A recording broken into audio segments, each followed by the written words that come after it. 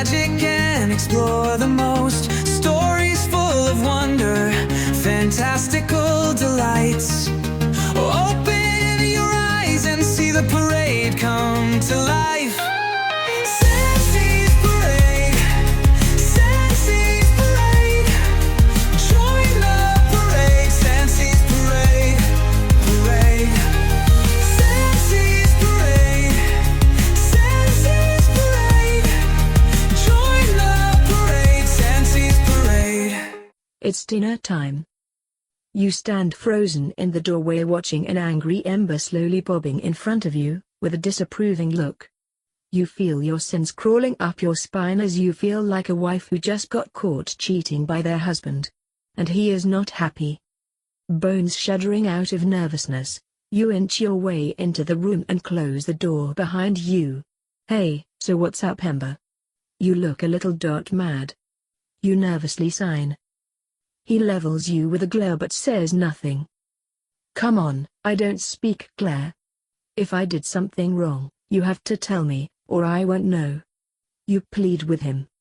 You're not sure what you did wrong, probably a lot of things, but you're not sure which one he's mad about.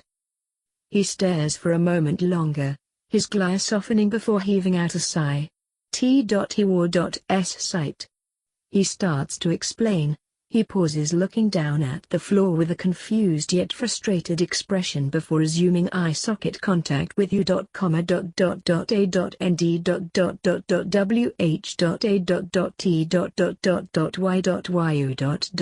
So. W.H.A.F.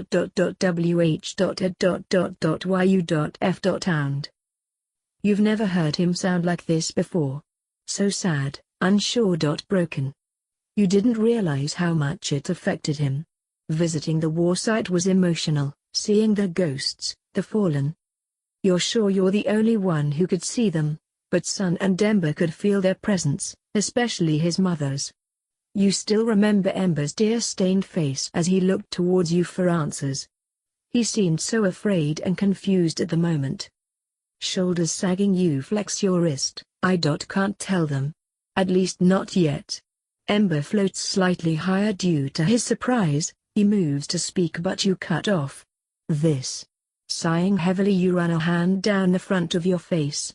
Their war site. The ghosts. The owner of the shield and cloak. Ember twitches when you mention the items, sockets glancing at your bag before returning to you. They are of this universe. I know you all come from different universes or timelines, and that you're all the same person. But. This is personal, very personal. It just doesn't feel right to tell them without the original inhabitants of this universe being there as well. If anyone deserves to know about that place, about these items. About their owner. It's them.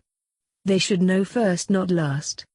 You clutch the front of your shirt as you stare at your feet, bones rattling with nervousness. You're not sure if this is the right decision. They're all the same person, or rather the same pairs of brothers. But this, she, is this universe's mother. They should know about her first, right? Ember enters your field of vision and ghost nuzzles your sternum. I.T.Z.K. He stops nuzzling you to look at your face. You stand. Tears form in the corner of his sockets, one escaping to slide down his ghostly face. His smile is small and strained and his face is filled with sadness. He knows this is something important, someone that's important to him and Dust, but he'll respect your decision. Nodding your head, you resist the urge to hug him. If there was ever a time to hug a ghost, now would be the time. But you can't. Taking the time to run a quick mental check of your inventory, sadly, you don't have any items that'll allow you to touch a ghost. To lighten the mood, you suggest watching a few mystic movies until it's time for dinner. Wiping away his tears, he eagerly nods his head and floats towards your TV. Do you mind if I strip down? It's easier to absorb from the dirt in a more natural state, and let's face it, you're getting tired of constantly being in clothes. Surely it must be fine to be natural in one's own room. He stares at you for a moment, watching as your hands hold the hem of your shirt, ready to remove it on the command. No one else is here, so he doesn't see why not, although he knows Sans and Mars will teleport in here shortly. ID Don apostrophe T. Mind. He says as he makes himself comfortable on your bed. That's all you need as you start flinging off your clothes, being bare in less than 5 seconds.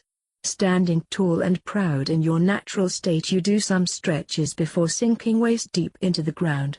You aren't really sleepy, but you could use with a bit more nutrients, so you'll just rest part of your body in the ground while you watch movies. It takes you a while to decide on which movie to watch, so you decide to show him movies from a popular actor in the Mystic Skeleton community. His name is Igneous Kokala and he's a Mystic Skeleton. He has fans apart from Mystic Skeletons, but many of his fans are from the Skeleton clan. He's been in a wide range of movie genres such as mystery, action, comedy, drama, romance, and sci-fi/futuristic. His works are evenly distributed between more mature movies and family-friendly movies. He doesn't talk in a lot of his movies, but it doesn't take away from his performance and often enhances it. And yes, you're a fairly big fan of his. He's a rare Mystic Skeleton just like yourself, and you can't help but look up him and all that he's accomplished over the years. You decide on one of his more popular works, a romantic drama with undertones of mysteries. As soon as you set everything up and get ready to play, the movie Dust teleports onto the beanbag beside you. His sockets are closed as he sinks into the beanbag, looking as nonchalant as ever. Hearing some shuffling outside, you turn towards your door. It creaks open as Mars slowly enters your room. Making a choking noise, he pauses as the door closes behind him. A bright navy blue blush spreads across his cheekbones as he stares at your topless form. His singular eyelight struggles to look anywhere else before eventually resting on you. "Hey, where are your clothes?" he asks nervously as he tries and fails at not looking at you. "I took them off." You state matter-of-factly. "Can't a person be natural in their own room?" You state with a slight teasing tone. "Yeah, can't she be naked in her own room?" Dust joins in with a mischievous smirk from his place in the beanbag chair. Well yeah, sure, but He continues, trying to look away from you. "You should probably wear clothes, you know, to cover yourself up a bit," he suggests with sweat beading down his skull. "Do I disgust you? You're hurt leaking into your aura. There are plenty of people that try to make natural beings wear clothes. A lot of them have good and solid reason behind it, but for some they just find it disgusting, so they force them to wear clothes to hide their disgusting figure. Sadly, Mystic Skeletons have often been subjected to people wanting us to cover up because they found us to be ugly, disgusting.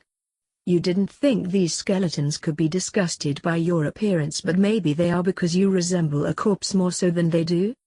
You're brought out of your thoughts by Mars stuttering. "Not that's not. I mean, of course I don't think you're disgusting. It's just." You stare at him hopeful when he wants to fuck you. Dust boldly states near your ear cavity, causing your aura to explode with embarrassment, happiness, and a little bit of pride. On the other hand, Mars' entire skull lights up with a bright navy blue blush as Dust and Ember snicker behind you. So, he was just embarrassed and uncomfortable because he didn't want to come off as a pervert? Your shoulders sag with relief as you begin to calm down. You know how strangely people who wear clothes can be when it comes to the clothes of their loved ones. Feeling better, you extend your hand to Mars, who is currently flicking Dust off. "How about I wear your jacket for now? It would really mean a lot to me if you could get comfortable with me being natural, even if it's limited to our room only." Everyone freezes and a fresh blush blooms across everyone's cheekbones. Dust smugly snuggles deeper into your beanbag chair while Ember moves to join him with a happy smile on his face, and Mars tosses you his jacket. While you put it on, he makes his way over to you and sits down behind you. Snuggling up to your back, he kisses your temple and sparks of magic flow through you, feeling his affection with a hint of embarrassment. "Sure thing, Peaches." Your aura brightens and you start the movie, snuggling into Mars and his jacket, which smells a lot like him, a weird mixture of snow, chalk, and pine trees. The four of you have spent most of the day watching movies starring Igneous Kokla, only stopping to eat lunch. Turns out that Umber is now a huge fan of Igneous, based on the number of questions he keeps asking about him and his other works. The interruptions eventually became too much, causing Dust to snap and yell at him, which in turn greatly confused Mars as no one was talking. You felt a bit sorry for Ember, but you couldn't help but laugh at the situation.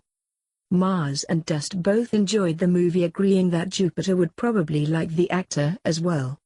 However, they seemed more interested in Mystic movies as a whole rather than focusing on the actors and actresses. There's a loud slam from downstairs followed by a loud "I'm home," signaling Jupiter's arrival. Mars slowly stirs awake from his slumber on your left shoulder, while Dust continues to watch the movie with his head resting on your right shoulder. Ember is floating in your lap instead of in front of your TV, but only because he got yelled at for blocking the view by Dust. The memory causes your bones to vibrate with a light chuckle. Not being able to move or shout, you send a quick text, explaining that everyone is in your room watching Mystic movies. Jupiter, gasp. Emoji face, you're watching mystical movies without me? You, yes. Jupiter, we. You, cause, you were at work. But we can always watch them again with you, smile. Jupiter, yes, and I expect no spoilers until then. You, of course. How was work? Jupiter, it was excellent. Miss Calendula provided me with lots of spices, fruits and vegetables, and herbs. She even let me borrow a book on how to cook and prepare fireballs. You, oh, Jupiter, yes. Oh, indeed. I will get started on the preparation immediately. You, Pap, we have to go to the other skeleton's house for the apology dinner, remember? Jupiter. You're right. I nearly forgot. We'll have to try my majestic cooking another time, I suppose. Tell my lazy brothers to hurry up and get ready. It is important that we arrive on time, Naya, hey. You, aye, Captain. Shaking your shoulders, you gain the two resting skeletons' attention. Jupiter's home. It's time for us to get ready for the dinner. He wants us to be there on time. Dust silently lowers your hands so he can focus on the movie. You're not sure when he got a bag of popcorn as you watch him casually munch on it while staring at the screen. On the other hand or shoulder, Mars sleepily nuzzles into your shoulder mumbling, "Do we gotta?" Gently rubbing his skull, you sign with one hand, "Come one Papyrus and I are going, and at the very least you'll be getting some free food. Cause who doesn't like free food?" He heaves a heavy sigh and slowly forces himself up, like there's a great weight pressing down on him. Groggily he sits up and sleepily rubs at his closed socket. Spotting Dust's popcorn, he snatches it out of his hands and starts eating it. Dust glares at him but doesn't make a move to steal it back. Jupiter texts you, ask if you're ready yet. You explain that they want to wait for the movie to finish, which will be in about 10 minutes. Jupiter reluctantly agrees to give you the 10 minutes but expects you all to be ready once it's over. The movie finishes and you quickly get up and head for your dresser. They might not have to get ready, but you sadly have to put on clothes. You use your can of Magi Air to clean your bones and then put on a simple pink t-shirt with tan boho pants. You offer Mars his jacket back, to which he hesitates briefly before taking it back and putting it on. Once you're dressed you head for the door only to feel a tug on your arm. Dust pulls you closer and gives you a kiss on your cheekbone. You feel a muddled mix of emotions, but given his past you can understand why his intent isn't clear in his magic, but it is clear in his actions. Mars gives an amused huff behind you, gently rubbing your head as he follows Dust out of your room, with you quickly bring up the rear. Your group meets up with Jupiter and you all head over to the Bandana Sands and stalk a Pap's house. The walk isn't very long but it is fairly tense. Mars and Dust remain on either side of you while Jupiter leads the way. He tries to lighten the mood by telling everyone about his day and all the cool plants and customers he got to work with. Despite trying to keep the mood light, you could tell that he's on edge too. Arriving at their house, Jupiter reaches out to knock on the door when a loud popping sound shakes the window frames. The five of you stare in shock at the door. The boys start to tense as Ma slowly grabs your hand. On the side of the house you can hear coughing as smoke slowly drifts out of an unforeseen window. You're tempted to walk away and leave them to their fate, but Jupiter is already knocking on the door. Who's there? Jupiter groans as Mars gives an amused smirk. Dust looks like he'd rather be anywhere else but here. It is I, the great Jupiter, along with my great, but not as great as I, companions. He states, trying to avoid the dreaded knock-knock joke. It is I, the great Jupiter, along with my great, but not as great as I, companions. Who? Jupiter deadpans at the door despite knowing Stalker Pap can't see him, while Mars tries and fails at suppressing his snickers. Russ, stop messing around and invite the guest inside. Bandana Sans yells from deep within the house.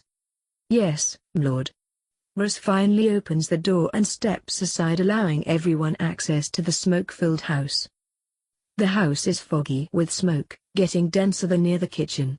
Bandana Sans exits the kitchen dressed in black jeans with a matching black jacket along with a burgundy shirt.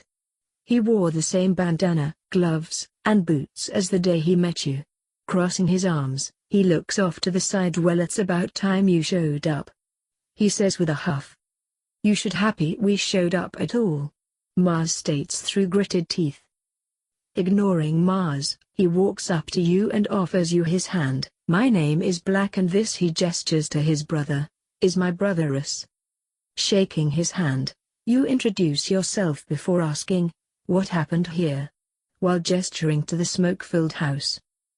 He avoids eye contact again as he tries to dodge the question. I don't know what you mean. Really? Sighing, the dot may have been a bit of a mishap with dinner is all. Serving burnt food? Way to make an apology. He sends a glare at Mars before turning on his heels. Go wait in the living room, dinner will be ready momentarily. Tugging on Jupiter's sleeve, you sign, ask if we can help him cook. Oh, that's a wonderful idea. Black, YN and I would like to help you cook dinner, Jupiter exclaims proudly. Both Black and Russ twitch for a second but quickly recover. He stares at Jupiter before shifting his gaze to you, giving you a slow nod. The three of you head for the kitchen to begin cooking while the others lazily follow behind. Noticing the extras' hands in the kitchen, you quickly shoo them away, much to their distaste. If ya ain't cooking, then get out of the kitchen, cause ya might get burnt when ya ain't looking. You recite one of your friend's famous words with a light chuckle. Jupiter and Black agreed, shooing away their brothers as well. After a while, all three of them slink off to wait in the dining room. Jupiter opens the window to help the smoke dissipate quicker while Black inspects his meal to see how much is salvageable. You on the other hand pull out a can of Magi Breeze. It's similar to Magi Air, but this is used to replace the current air around you with fresh smelling air. It also creates a slight breeze. You start spraying the air with Ocean Breeze as the other two skeletons work on remaking dinner. What are you spraying? Black asks while he stirs a pot of beef stew. He's been watching you from the corner of his socket and noticed how the room has started to feel like a cool summer day. Nice. I'm clearing out the smoke with this Magi Breeze, Ocean Breeze scent. You explain. Pausing for a moment, you decide that now might be a good time to ask. I know dinner hasn't been served yet, but would you mind explain why you attacked me before? You ask as you spray the last of the smoke away. He pauses and is staring as he looks deeply into beef stew, as if it held the secrets to the universe. I thought you were a living corpse, he said in a quieter tone. Slowly stirring the stew, he glances your way every few seconds as a faint royal blue blush paints his cheekbones. Your bones gently rattle together, filling the room with a dolce tune. Despite Jupiter's confusion, he watches as you laugh with a gentle fondness before return to the mashed potatoes and buttering the bread. Black, on the other hand, is memorized. He didn't know you could make such sounds as he watches in awe at the subtle movements of bones creating such sweet music. A pang of jealousy enters his soul at the thought of the others hearing your music every day before it's quickly erased by his memories of your last 2 encounters. "I'm sorry," he says in a low tone but loud enough for both you and Jupiter to hear.